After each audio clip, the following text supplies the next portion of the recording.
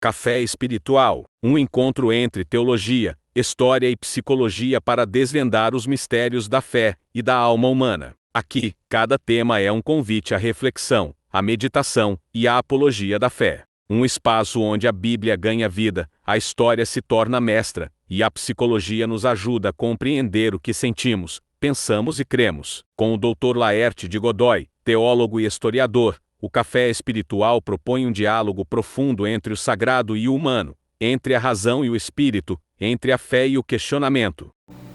O dízimo da lei à graça. O dízimo significa 10 partes, 10ª parte, que aparece antes da lei de mosaica. Abraão deu o dízimo a Melquisedeque. Jacó prometeu o dízimo a Deus. Nesses casos não havia mandamento. Eram atos espontâneos de gratidão. Com Moisés, o dízimo foi incorporado à lei de Israel. Tornou-se uma obrigação nacional, religiosa, para sustentar os levitas que não possuíam terras. Também havia o dízimo festivo, consumido em adoração. Existia o dízimo social, oferecido aos pobres a cada 3 anos. Portanto, havia 3 tipos de dízimos, somados cerca de 23% ao ano, e não apenas 10%. Isso mostra que o dízimo era parte do sistema civil, social, econômico de Israel, de uma nação teocrática.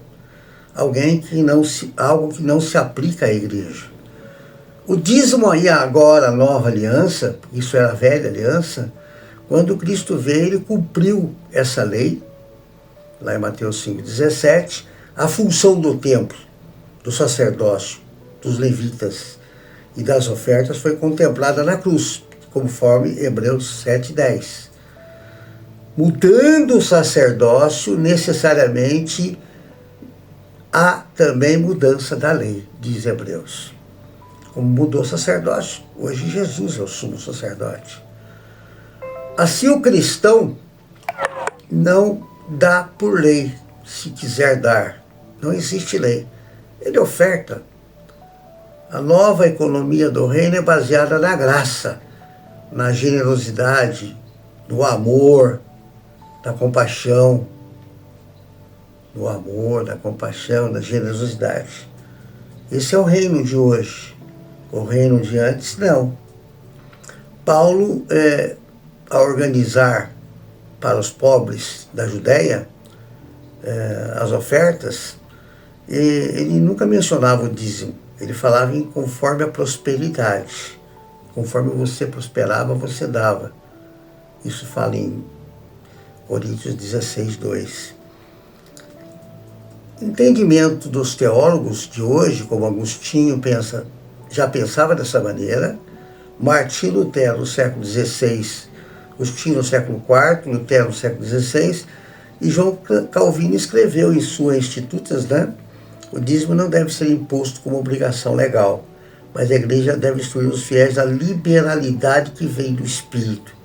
Então a igreja que prega dízimo hoje, apesar que não tem que falar sobre dízimo, não é a igreja, é você que é a igreja que tem que ter esse entendimento.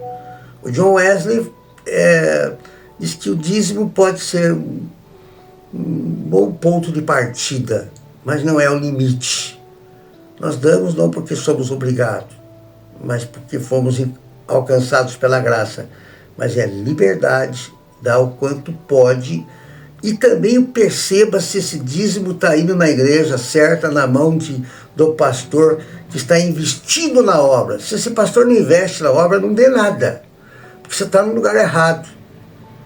Está investindo? Está com um carrão bonito. Ele está com uma casa maravilhosa, ele estuda os filhos numa faculdade. E os membros simples da igreja, ele dá ajuda, ele investe. Quantas pessoas...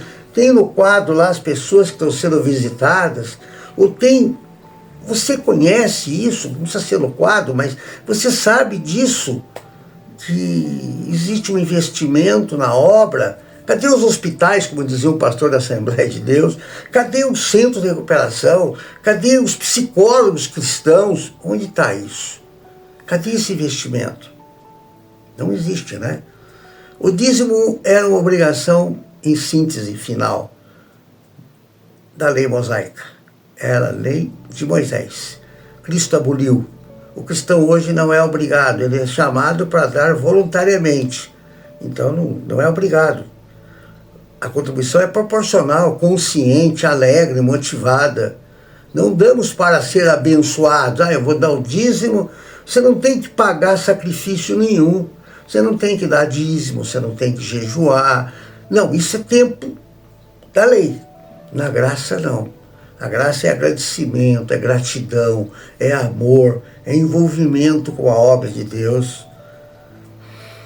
Então, eu sou muito grato a tudo isso, porque a nossa igreja, na época, ela tinha uma comunidade terapêutica, onde nós internávamos 15 pessoas, e o dinheiro do dízimo, que na época estava errado também, não justificava, a gente pagava o aluguel da clínica, a gente alimentava aquele povo, a gente alimentava famílias.